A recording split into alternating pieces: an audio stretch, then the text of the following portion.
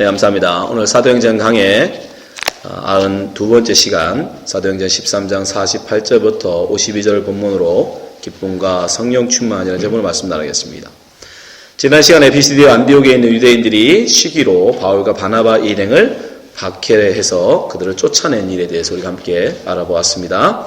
유대인들, 특별히 해당에서 설교를 맡은 자들이었죠. 그들이 바울이 설교를 해서 많은 사람들이 예수를 믿게 되자 그것을 이제 시기해서 그 일행들을 쫓아버렸습니다.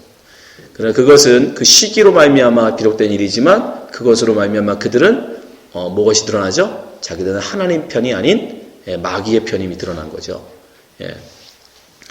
그 설교를 듣고 많은 사람들이 예수 믿게 됐는데 그 예수를 믿게 된 제자들의 입장에서 볼 때는 큰 위기를 맞게 되는 거죠. 갑자기 그들에게 복음을 증거했던 또 말씀을 가르치던 바울과 바나바 일행이 거기서 쫓겨남으로 말미암아 요즘 말로 하면 하루아침에 담임 목사를 잃어버린 거 아닙니까? 그럼에도 불구하고 그런 상황 속에서 오늘 본문에 보면 그들이 기쁨과 성령이 충만했다라고 기록하고 있어요. 자, 오늘 본문 보세요. 50절부터 52절 말씀. 이에 유대인들이 경건한 기부인들과 그 신의 유력자들을 선동하여 바울과 바나바를 박해하게 하여 그 지역에서 쫓아내니 두 사람이 그들을 향하여 발에 티끌을 털어버리고 이고니온을 가거늘 제자들은 기쁨과 성령이 충만하니라. 어떻게 그런 상황 속에서 그런 위기 상황 속에서 이들은 기뻐할 수 있었을까? 성령이 충만할 수 있었을까? 오늘 함께 그것에 대해서 우리가 함께 알아보려고 합니다. 어떻게 이들은 이렇게 기뻐할 수 있었을까? 먼저 이들이 기쁨을 가진 이유는 무엇보다도 그들이 구원의 기쁨, 이제 하나님 말씀을 통해서 복음을 듣고 그들이 구원을 받았기 때문에 그것보다도 어떤 것보다도 기뻐했는 줄 압니다. 오늘 48절에 보면 이런 말씀이 있죠. 본문 13장 48절 보세요. 이방인들이 듣고 기뻐하여 무엇을 들었다는 거죠? 말씀을 듣고 기뻐했다는 거예요. 바울의 설교를 듣고 기뻐했다는 거예요. 복음을 듣고 기뻐했다는 겁니다. 왜 기뻐합니까? 자기들이 그 복음을 믿게 되었기 때문이죠. 작정된 자는 다 믿더라라고 말씀하시잖아요. 결국 그 복음을 들음으로 이제 복음을 확신하게 된, 예수를 믿게 된 사람들이 그 구원의 기쁨, 구원의 감격, 그 기쁨을 지금 누렸다는 거예요. 여러분, 구원의 기쁨은 여러분 한번 생각해 보세요. 여러분도 처음 예수 믿게 됐을 때 내가 정말 복음을 알지 못하다가 예수님을 처음 믿게 됐을 때 얼마나 그 기쁩니까? 그 감격이. 성경에는 보면 출애굽기에 보면은 뭘로 비교해요? 노예살이하던 종살이하던 사람들이 종살이에서 벗어남, 그걸 구원이라고 얘기한단 말이에요. 그죠? 해방. 종으로부터의 해방. 그래서 출애굽기에 보면 그래서 애굽에서 종살이하는 이스라엘 민족을 하나님이 끄집어내는 거예요. 그게 바로 구원이라는 겁니다. 그래서 출애굽기에도 보면 그들이 구원받고 나서 어떻게 해요? 속옷치며 춤추며 찬양하죠. 그 구원의 기쁨을 감출 수가 없는 거예요. 자, 출애굽기 15장 20절 보세요. 아론의 누이 선지자 미리암이 모세의 누나입니다. 손에 소고를 잡으며 모든 여인들도 그를 따라 나오며 소고를 잡고 춤추니. 21절 미리암이 그들에게 화답하여 이르되 너희는 여호와를 찬송하라. 그는 높고 영화로우시며 말과 그 탄자를 바다에 던지셨음이로다 하였더라. 구원의 기쁨, 이제 노예살이 하던 그곳에서 해방되어서 이제 자유인이 된 이 구원의 기쁨. 우리로 비유하자면 우리가 세상에 권세 잡은 마귀에게 속아서, 마귀의 거짓말에 속아서 정말 절망 가운데 살아가고 있다가 복음을 듣고 참된 소망을, 천국 소망을 갖게 된 그 기쁨. 저도 제가 예수 그리스도를 믿고 구원을 확신했을 때는 정말 산을 봐도 너무 아름답고 들에 꽃을 봐도 너무 예쁜 거예요. 모든 세상이 너무 다 아름다워. 하나님의 지으심. 그냥 하나님의 모든 것이 다 숨겨갖고 사람들도 다 예뻐 보여요. 그 구원의 기쁨이라는 것이 그만큼 우리에게 크다는 거죠. 지금 이들이 기쁨이 충만한 이유가 뭐냐면 바로 구원의 기쁨을 그들이 가졌기 때문이라는 거예요. 근데 바울 사도는 우리에게 뭐라고 하냐면 그 기쁨을 너희들이 어떻게 하라? 항상 기뻐하라. 항상. 자, 빌립보서 4장 4절 보세요. 같이 읽을까요? 시작. 주 안에서 항상 기뻐하라. 내가 다시 말하노니 기뻐하라. 기뻐하라. 기뻐하라. 근데 이 기뻐하라니 여러분 착각하시는 많은 그리스도인들이 잘못 생각하시는 분이 있어요. 그리스도인들은 예수 믿는 사람은 그래서 슬퍼하면 안 되는 줄 알아. 여기 항상 기뻐하라고 했으니까 항상 every day 기뻐하라고 했으니까 그냥 그리스도인이라고 하는 사람들은 절대 슬픈 일이 있어도 부모님이 돌아가셔도 참 울고 슬퍼하면 안 되고 자식이 죽어도 절대 그 내색하면 안 되고 그러면 마치 믿음 없는 사람인 것처럼. 여러분 그렇지 않아요. 지금 바울 사도 뭐냐면 주 안에서 기뻐하라고 해요. 주 안에서. 그것은 그런 기쁨을 얘기하는 게 아니에요. 주님 안에서 구원받은 그 기쁨, 그걸 잊지 말고 그걸 까먹지 말고 그 기쁨을 늘 갖고 살아라 그 얘기예요. 주 안에서의 기쁨을. 근데 바울 사도가 이 빌립보서를 쓸 때 그가 어디 있었냐면 감옥에 있었어요. 이제 얼마 안 있으면 황제로부터 목을 당하는 참수를 당합니다. 자기도 이제 얼마 안 있으면 죽는다는 걸 알아요. 빌립보서가 거의 이제 바울이 마지막 거의 서신 것 같은 거거든요. 근데 그런 상황 속에서 지금 빌립보를 향해서 빌립보 교회를 향해서 바울이 뭐라고 하는 거예요? 기뻐하라. 여러분 생각해보세요. 어떻게 좀 있으면 자기가 목이 잘려 죽을 상황인데 감옥에 있는 지금 상황에서 기뻐합니까? 기뻐할 수 있습니까? 정말 기뻐한다고 미친 사람이죠. 그죠? 우리가 생각하는 기쁨, 그런 기쁨으로 막 기뻐하고 있다 그러면 그 사람은 정상이 아닌 거예요. 그런 기쁨을 얘기하는 게 아니에요.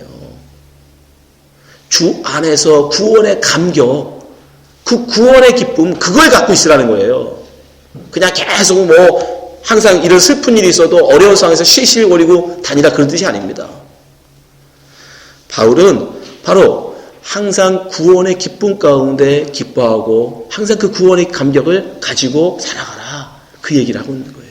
그래서 주 안에서 항상 기뻐하라 이야기합니다. 근데 문제는 우리가 예수 그리스도를 구원받은 그 기쁨을 오래 간직하지 못한다는 거예요. 그죠? 여러분은 어떻습니까? 여러분은 처음 복음을 확신해가지고 그 기뻤을 때 그 기쁨을 지금도 갖고 계세요? 네? 지금도 막 복음만 생각하면 그 말씀만 생각하면 막 가슴이 쿵탕쿵탕 뛰세요? 아니죠? 예. 근데 저희들만 그런 건 아니에요. 아까 저희들이 봤던 이스라엘 민족, 노예 생활하다가 구원받은, 해방받은, 그래서 막 춤추고 춤추고 놀던 사람들이 단 3일 만에, 단 3일 딱 지났는데 바로 불평해요. 기쁨은 사라지고 하나님의 원망이 나옵니다. 하나님 막 찬송하고 좋다고 막 하나님 찬송하고 그러더니 3일 딱 지났는데 갑자기 불평과 원망을 해요. 자 보세요. 출애굽기 15장 23절입니다. 마라에 이르렀더니 처음 구원받아가지고 사막에 나와가지고 제일 먼저 간 데가 마라예요. 마라에 이르렀더니 그곳에 물이 있어서 마시지 못하겠으므로 그 이름을 마라라 하였더라. 이 마라가 그래서 신약성경의 마리아예요. 이 마라라는 단어가 신약성경의 마리아. 그래서 예수님 주위엔 전부 다 마리아들만 있는 거예요. 다른 이름의 사람들도 있었는데 일부러 성경이 마리아들만 소개하는 거예요. 왜? 마라예요. 마라. 물이 없어. 은혜가 없음. 24절 백성이 모세에게 원망하여 이르되 너희가 무엇을 마실까? 우리가 뭘 마실까? 여러분 구원의 감격, 구원의 기쁨이 우리 속에서 왜 사라지느냐? 왜 기쁨이 불평과 원망으로 바뀌느냐? 다른 거 아니에요. 하나님을 바라보지 아니하고 우리의 눈이 세상을 바라보기 때문에 그래요. 이 땅을 바라보기 때문에 그래요. 현실을 직시하기 때문에 그래요. 무엇을 마실까? 무엇을 먹을까? 무엇을 입을까라는 현실의 문제를 바라보니까 구원의 기쁨이 사라지는 거예요. 구원의 그 환희가 멈춰버리는 거예요. 당장 뭘 먹을까? 뭘 마실까? 배고프거든요. 목마르거든요. 근데 예수님이 말씀하시죠. 뭘 마실까? 뭘 먹을까? 뭘 입을까? 하는 것, 그런 생각에 빠지는 것은, 그런 생각을 갖고 사는 것은 그건 뭐다? 그리스도인 아니다. 하나님의 백성 아니다. 이방인들이다. 자, 마태복음 6장 31절 보세요. 그러므로 염려하여 이르기를 무엇을 먹을까, 무엇을 마실까, 무엇을 입을까. 여기 정확히 똑같은 말이 나오잖아요. 우리가 뭘 마실까 했던 그들을 향해서 말씀하시는 거예요. 거기에 분명히 무엇을 마실까 하지 말라. 왜요? 30절. 이는 다 이방인들이 구하는 것이라. 너희 하늘 아버지께서 이 모든 것이 너희에게 있어야 할 줄 아시느니라. 하나님께서 공급하실 텐데 하나님께서 하늘에 만나를 내리시고 메추라기를 주시고 그때 바위에서 물이 솟아서 마시게 할 건데 그것에 대한 믿음이 없기 때문에 내 힘으로 내 능력으로 내 지혜로 무엇을 마실까 무엇을 입을까 노력하는 거예요. 하나님에 대한 믿음이 있는 사람이라면 여러분 이 땅에 마실 것이 없고 먹을 것이 없고 내 눈에 보이지 아니하여도 뭐 할 수 있어요? 그 하나님의 은혜에 기뻐하고 즐거워할 수 있는 겁니다.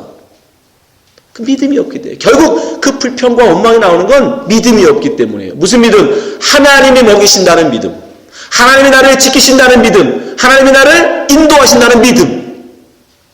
하박국서 한번 보세요. 하박국 3장 17절. 비록 무화과 나무가 무성치 못하며 포도나무에 열매가 없으며 감람나무에 속줄이 없으며 밭에 먹을 것이 없으며 우리의 양이 없으며 외양간에 소가 없을지라도 뭐예요? 내가 뭘 먹을까 뭘 마실까 뭘 입을까 염려해야 되는 상황이에요. 먹을 게 없어요. 마실 게 없어요. 입을 게 없어요. 뭘 먹고 뭘 마시고 뭘 입습니까? 양털도 없고 양식도 없고 아무것도 없어요. 그럼에도 불구하고 하박국은 뭐라고 그래요? 하박국 3장 18절 다 같이 읽습니다. 시작. 나는 여호와로 말미암아 즐거워하며 나의 구원의 하나님으로 말미암아 기뻐하리로다. 기뻐하리로다. 하나님을 향한 믿음이 있는 사람이라면 현실적으로 마실 것이 없고 현실적으로 먹을 것이 없고 현실적으로 내 눈에 입을 것이 없어 보일지라도 하나님을 믿는 믿음은 결코 그 구원의 기쁨을 포기하지 않는다는 거예요. 결국 왜 우리에게서 구원의 기쁨이 사라졌는가? 다른 게 아닙니다. 여러분 하나님을 믿지 않기 때문이에요. 하나님을 신뢰하지 않기 때문입니다. 그리고 눈에 보이는 것들을 쳐다보기 때문에. 솔직히 여러분 입을 게 없어서 입을 거 걱정하십니까? 입을 옷은 있는데 메이커가 없어서 그런 거지. 입을 옷은 있는데 유행이 안 맞아서 그런 거지. 저희 집에 누가 있어요. 옷장이 부족할 만큼 옷이 많아요. 옷장을 더 만들어줘야 될까 걱정이에요 나는. 근데 뭐라고 하는데 매일 입을 옷이 없대. 도대체 저 많은 옷은 뭐에다 쓰고. 저는 양복 한 번 사면 10년을 입습니다. 10년 이하짜리가 거의 없어요. 요번에 처음 한국 갔다 와서 2벌 더 사왔는데 더 이상 얘기 안 합니다. 후폭풍이 들어와서. 여러분 진짜 먹을 게 없어서 걱정이세요? 정말 너무 먹을 게 없어서 집에 쌀쌀돈이 없어서 쌀이 떨어지면 저한테 얘기하세요. 제가 쌀을 사다 드릴게. 근데 우리의 걱정이 정말 그런 거 아니잖아요. 여러분 그거 아세요? 저희들 1년에 5만 불, 1년에 연봉 5만 불을 벌면 이 지구에 사는 사람들 중에 지구에 살고 있는 60억 인구 중에 상위 1%예요. 저 깜짝 놀랐어요. 가족들이 다 해서 1년에 5만 불 정도만 버는 집이면 이 지구에 사는 사람들 중에 상위 1% 안에 든대요. 3만 불 이상만 벌어도 지구에 사는 사람들 상위 5% 안에 든대요. 95%가 지구에 사는 95%의 사람들이 1년에 연봉 3만 불이 안 된대요. 근데 정말 여러분들이 그 돈이 없어서 정말 그 가난 때문에 걱정하냐고요. 아니잖아요. 더 못 먹어서, 더 못 누려서, 더 못 가져서잖아요. 여러분, 우리의 구원에 항상 기뻐하라고 바울은 얘기해요. 그 이유는, 그 할 수 있는 비결은 다른 게 없습니다. 하나님을 믿는 믿음 가운데 사는 거예요. 자꾸 세상을 여러분 바라보면 바라볼수록 가지면 가져도 더 갖고 싶고, 더 먹고 싶고, 더 마시고 싶어요. 끊임없이 더 자극적이고 더 할 것을 우리는 추구하게 돼 있어요. 절대 거기서 여러분 만족함이 없습니다. 오직 하나님을 바라볼 때, 믿음으로 세상을 바라볼 때 여러분이 지금 가지고 있는 것을 감사할 수 있고 오히려 그것을 나눌 수 있는 자가 되는 것입니다. 그때 우리 안에 기쁨이 넘쳐나요. 우리는 가져서 기뻐하는 자가 아니라 하나님 믿고 내 것을 나눌 때 더 기뻐하는 자가 되는 것입니다. 두 번째, 제자들은 성령이 충만했다라고 얘기합니다. 어떻게 이들은 성령이 충만했을까? 자, 13장 52절 한번 보겠습니다. 제자들은 기쁨과 성령이 충만하니라. 예. 사도행전 본문 13장 52절에 제자들은 성령이 충만했다라고 얘기합니다. 어떻게 그들이 성령이 충만했을까? 그것은 결론적으로 말씀드리면 그들은 바로 복음을 전하는 사람들이었기 때문에 그래요. 복음을 전하는 사람들. 오늘 본문에 보면 바울이 설교를 한 이후에 복음이 순식간에 그 비시디의 안디옥에 있는 지방 그 도시뿐 아니라 그 인근 지방에까지 복음이 쫙 퍼져나가요. 자, 본문 10장 49절 한번 보세요. 49절입니다. 같이 읽어볼까요? 시작. 주의 말씀이 그 지방에 두루 퍼지니라. 그 지방에 두루 퍼졌대요. 바울과 바나바가 여러분 설교가 끝나고 나서 아무리 열심히 전도를 했다 한들 여러분 어떻게 복음이 그 비시디의 안디옥 도시를 넘어서 그 지방에까지 복음이 전하겠습니까? 가능할까요? 그건 불가능하죠. 그렇죠? 지금 같은 세상도 아니고 지금같이 뭐 SNS로 하고 수 있는 세상도 아닌데 일일이 걸어다니면서 복음을 전해야 될 세상에 어떻게 그 큰 도시에 그 도시가 복음화되는 것도 쉽지 않았는데 복음이 어떻게 두루 지방, 그 인근 도시에까지 복음이 전해돼요. 그럼 누가 했다는 거예요? 바울과 바나바의 복음을 듣고 예수 믿은 그의 제자들이 나간 거예요. 복음을 듣고 기쁨의 감격 가운데 있는 이들이 그 구원의 기쁨을 다른 이들에게도 가서 전해준 거예요. 다른 지역에도 가서 전해준 거예요. 그래서 그 지방에 복음이 두루 퍼져나간 거예요. 그들이 어떻게 성령 충만할 수 있었느냐? 다른 게 아닙니다. 자기들이 받은 말씀을, 자기들이 받은 복음을, 자기들은 그 복음을 다른 이들에게 가서 흘려주었기 때문에 성령이 충만했다. 여러분 성령 충만하면 여러분들이 자꾸 딴 생각을 하시는데 아니에요. 성령 충만이 뭐냐면 결국 말씀을 받은 것을 다른 사람에게 흘려주는 거. 그걸 성령 충만이라고 해요. 예수님께서 분명히 말씀하세요. 성령이 임하면 너희들은 뭐 하는 사람 된다? 복음 증거하는 사람 된다. 자, 사도행전 1장 18절 보세요. 오직 성령이 너에게 임하시면 너희가 권능을 받고 예루살렘과 온 유대와 사마리아와 땅끝까지 이르러 내 증인이 되리라. 복음 전하는 사람 되리라. 왜? 성령께서 하시는 일이 그 일이에요. 성령께서 우리에게 뭘로 들어오냐? 말씀으로 들어오고 그 말씀이 내 안에서 넘쳐서 다른 사람들에게 흘려주는 거. 네. 그걸 우리가 성령 충만이라고 그러는 거예요. 그러니까 우리가 항상 성령 충만할 수 있는 방법이 뭐냐? 다른 거 아니에요. 복음 증거하는 거예요. 전도하는 거예요. 다른 사람의 말씀을 전해주는 거예요. 그게 성령 충만의 비결입니다. 그래서 예수님께서도 우리에게 귀에 있을 때마다 제자들에게 뭐라고 그래요? 넌 복음을 전하라. 복음 증거해라. 너는 만민에게 복음을 전파하라. 계속 예수님이 말씀하시는 거예요. 자, 마가복음 16장 15절 보세요. 또 이르시되 너희는 온 천하에 다니며 만민에게 복음을 전파하라. 믿고 침례를 받는 사람들은 구원을 얻을 것이요 믿지 않는 사람들은 정죄를 받으리라. 예수님의 말씀이에요. 나가서 온 만민에게 복음을 증거해라. 바울사도 역시 말하죠. 바울사도 역시 디모데후서 4장 1절부터 보세요. 하나님 앞에 하나님 앞과 살아있는 자와 죽은 자를 심판하실 그리스도 예수 앞에서 그가 나타나실 것과 그의 나라를 두고 엄히 명하노니. 이런 구절이 없어요. 바울이 이렇게까지 강조하고 이렇게까지 말씀에 대해서 정말 권위를 둔 구절이 없어요. 그냥 하나님의 이름을 명한다도 아니에요. 뭐라고 합니까?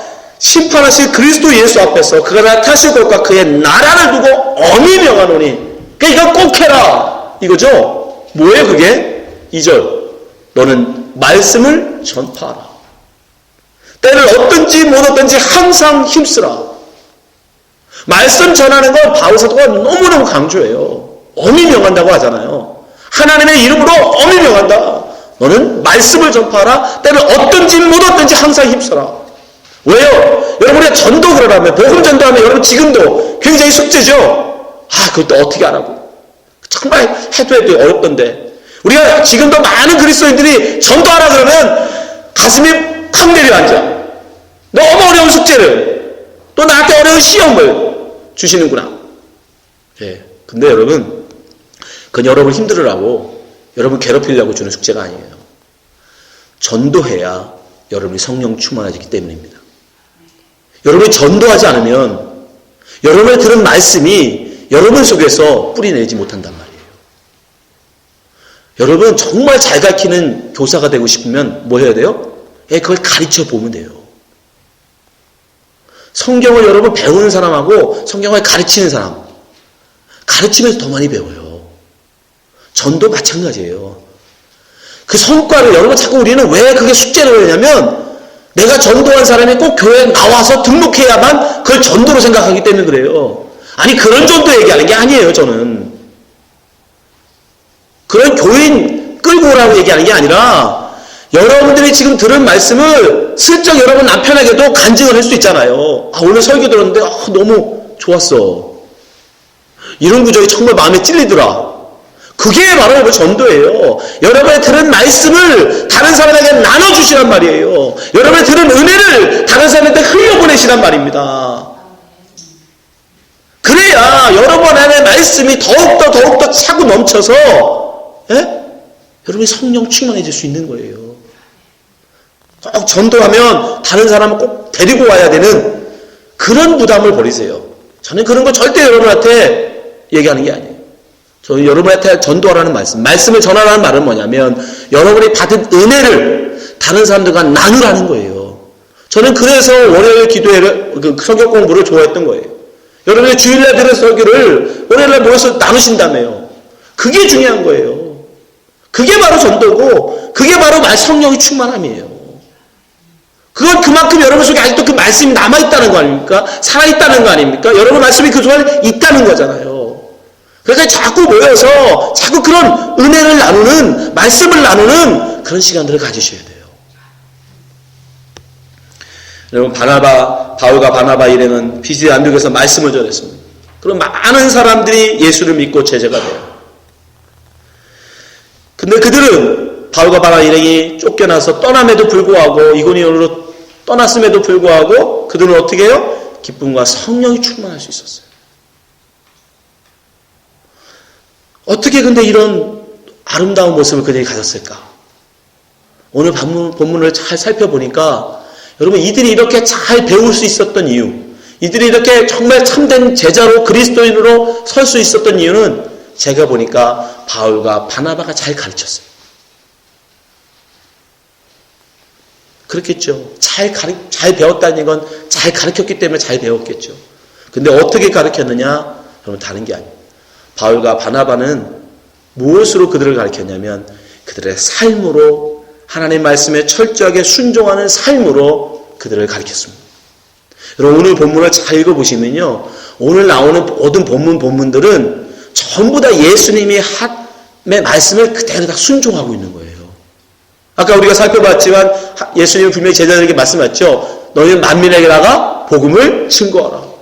그래서 지금 이들이 어디 와 있어요? 바울과 바나바가 이방인 지역, 이 피시디 안디옥에 와 있잖아요. 갈라디아 지방에 와 있잖아요.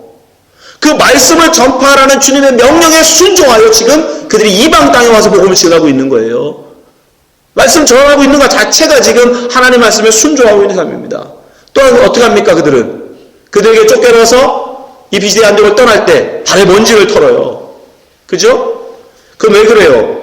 예수님 말씀이었어요. 자, 마태복음 10장 14절 보세요. 누구든지 너희를 영접하지도 아니하고 너희의 말을 듣지도 아니하거든 그 집에서나 성에서 나가 너희 발에 먼지를 뭐하라? 털어버리라. 정말 그 말씀대로 이들이 어떻게 해요? 발에 먼지를 털어요. 그리고 또 예수님 말씀하시죠. 너희들이 이 세상에서 시험을 받거든 이 사람의 핍박을 받거든 어떻게 하라? 다른 동네로 가라. 다른 동네에 가서 복음 전해라. 마태복음 10장 23절이에요. 이 동네에서 너희를 박해하거든. 이게 핍박이에요. 저 동네를 피하라. 내가 진실로 너희에게 이르노니 이스라엘의 모든 동네를 다 다니지 못하여서 인자가 오리라. 정확히 이 말씀에 지금 뭐하고 있어요? 바울과 바나바가 그대로 살고 있는 거예요.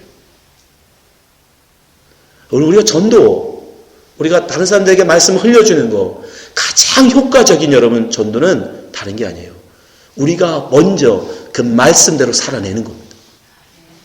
우리가 말씀대로 먼저 정말 항상 기뻐하고 성령의 충만함을 보이는 거예요. 그런 그리스도인의 삶이 여러분의 남편을 변화시키고 여러분의 자녀들을 변화시키고 여러분의 친구를 변화시키고 여러분의 이웃에게 말씀을 증거하게 됩니다. 너는 어떻게 그런 상황 속에서 그런 어려움 속에서도 구원의 기쁨 가운데 항상 성령 충만할 수 있는가? 사람들이 궁금하게 만드는. 여러분 오늘 우리가 기쁨과 성령 충만에 대해 얘기했지만 이 모든 것의 가장 큰 베이스는 가장 근본적인 원리는 다른 거 아니에요. 하나님 말씀 안에 거하는 삶입니다. 우리가 먼저 하나님 말씀 안에 거할 때 우리는 자연스럽게 구원의 기쁨, 구원의 감격 가운데 살 수 있어요. 하박국이 고백한 것처럼 여러분 우리가 하나님 안에 거하게 되면 하나님 말씀 안에 거하게 되면 하나님 말씀에 순종하는 삶을 살게 되면 비록 무화과 나무가 없을지라도 외양간 소가 없을지라도 우리는 뭐 할 수 있어요? 기뻐할 수 있잖아요. 우리가 하나님 말씀에 순종하면 하나님 말씀에 거하는 삶을 살면 자연스럽게 다른 사람들에게 하나님의 말씀을 우리가 전할 수 있게 되는 거예요. 당연히 성령 충만할 수 있는 것입니다. 그래서 예수님 우리에게 말씀하세요. 너희는 내 안에 거하라. 그러면 내가 너희 안에 거하리라. 요한복음 15장 5절. 나는 포도나무요 너희는 가지라. 그가 내 안에 내가 그 안에 거하면 사람이 열매를 많이 맺나니 나를 떠나서는 너희가 아무것도 할 수 없습니다. 여러분 하나님을 떠나서 하나님 말씀을 떠나서 우리는 기쁨도 성령 충만도 아무것도 할 수 없습니다. 반대로 우리가 항상 기쁨 가운데 성령 충만 가운데 거할 수 있는 방법 다른 게 아니에요. 하나님의 말씀 안에 거해야 하는 것입니다. 하나님의 말씀에 순종해야 하는 것입니다. 그때 우리는 항상 기뻐하고 항상 성령의 충만한 가운데 살 수 있는 줄 믿습니다. 이 자리에 계신 모든 성도님들이 정말 항상 하나님 말씀 안에 거하고 성령 충만한 기쁨 가운데 사신 성도 되시기를 주님으로 축원합니다. 기도하겠습니다.